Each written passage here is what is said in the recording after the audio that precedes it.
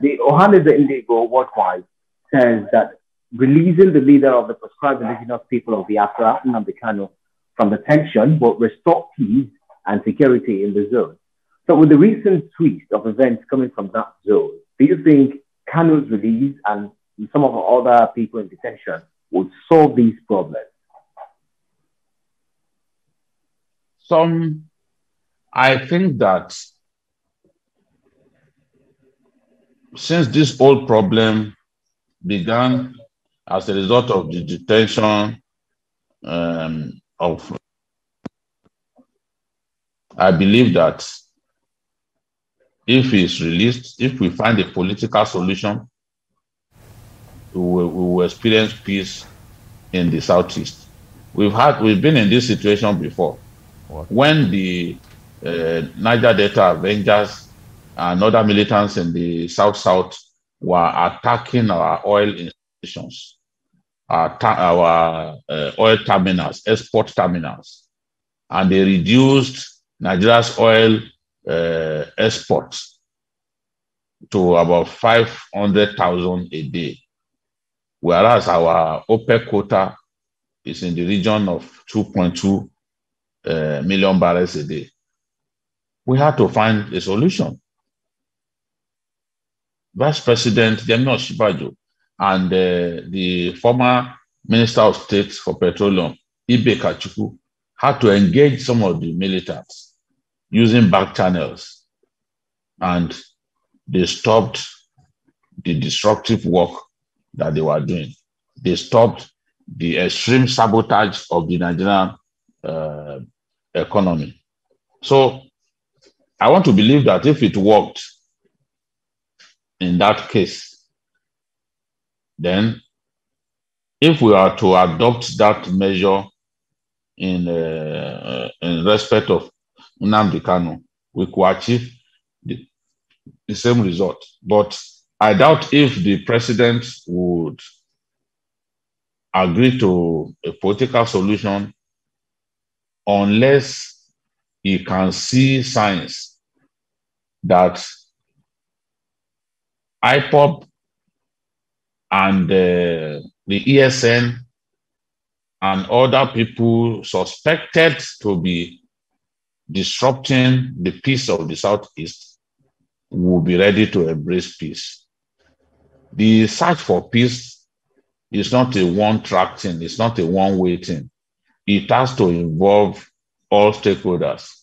So if the president is convinced that if he took that decision, the lawlessness in the Southeast, which culminated in the beheading of 2 soldiers who are married and who are going to celebrate their wedlock in a manner. They were beheaded in the Southeast.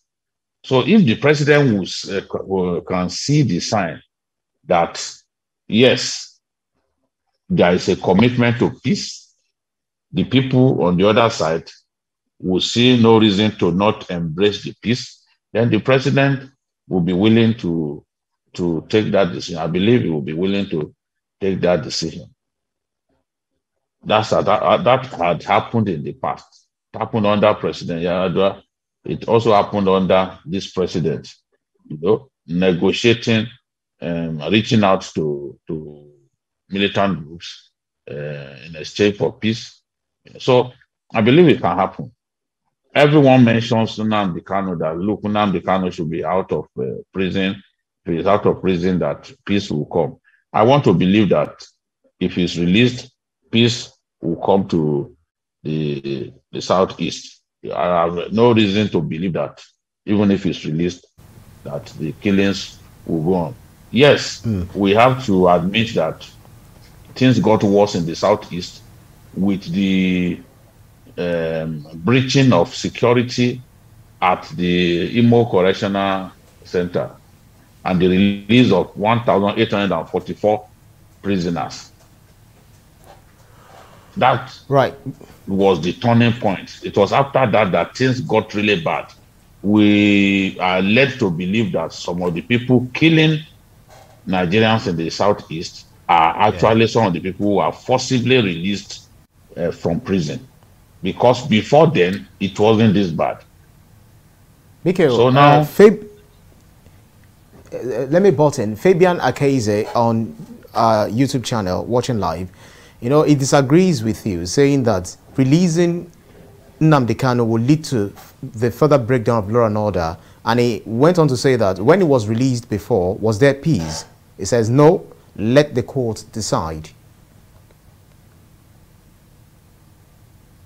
The question to ask is, were they killing people like this?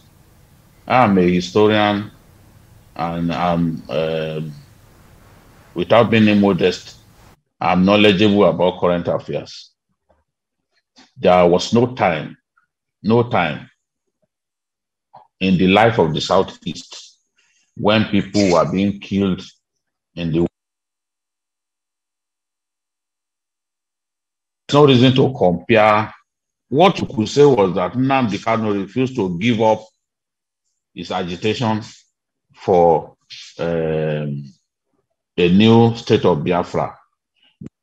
He was killing people like this until April 5, 2021. April 5, 2021 was the turning point. That was when we now began to see people being killed in the manner in which they are being killed now. At a point, there was nothing like ESN in the Southeast. We are saying that security got worse after the release of those guys from prison. And after the trial of Nnamdi Kanu began, things got really, really bad. Things got worse. Some are still saying that they don't see it as solving the problem at the end of the day. But then this group has been involved in a lot of violence, just like you said too, and has been seen as being a matter of opinion. It's a matter of opinion. Yeah, absolutely, absolutely. Brian, it's a matter of opinion. Yeah. I am saying that Nigeria, in the past, Nigeria opted for political solution and we reaped the benefits. So why are people acting like seeking a political solution is something strange? I've given the example of Colombia. People had killed one another for more than 50 years. Now they've looked for political solutions. These are people who have killed one another. They've killed more than 1 million people. But now they've gone back. Government has decided to negotiate with the FARC rebels. And we now have a semblance of peace.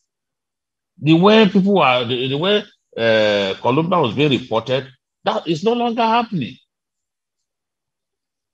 It's no longer happening. Violence is not always the solution. Sometimes you need dialogue to achieve lasting peace. This is the point that I'm making. I'm not saying that, oh, they should not put anybody on trial. Of course, you can put people on trial. But you also must find a way to stop the killings. I'm concerned about the killings because it's innocent people who are being killed. So how do we put an end to the killings? Whatever we can do to put an end to the killings, I am for it. Whatever we can try, which could lead us to a solution, I am for it. But until you try something, you can't just say, oh, it will not work, it will not work. So this is my view. Yeah. I don't like what's going on in the Southeast. I don't like how people are being killed. I don't like how the economy of the Southeast is being literally destroyed because of the activities of gunmen that we have found it difficult to tame. If we cannot tame the gunmen, then we have to find other ways of solving the problem.